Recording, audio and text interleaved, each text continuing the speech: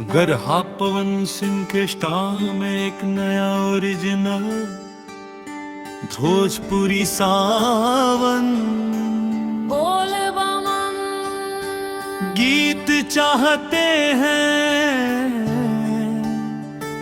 तो ये रहा। हर हर बम बम गूंजे रे सावन के बाहर, कण हर बम बम गूंजे रे सावन के बाहर।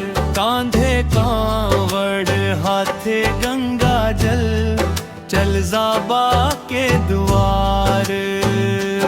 कांधे कांवड़ हाथे गंगा जल, चल जाबा के द्वार। बेलपतिया लेके इन्हीं भोलेनाथ के जुआई, मन के हर एक अरमान आज बाबा से मांग लईब।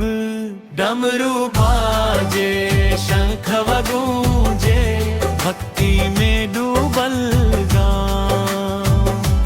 बोल बम के जयकारा लागे, खुश हो जाले शिव धाम। हर हर बम बम गूंजे रे सावन के बाहर। हर हर बम बम गूंजे रे सावन के बाहर।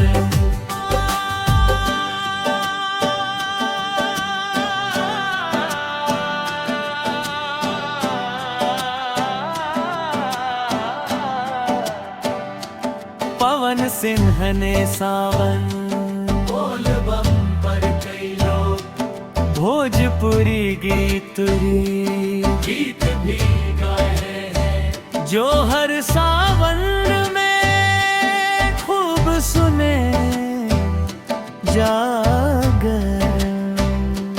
बोल बम कर हर हर बम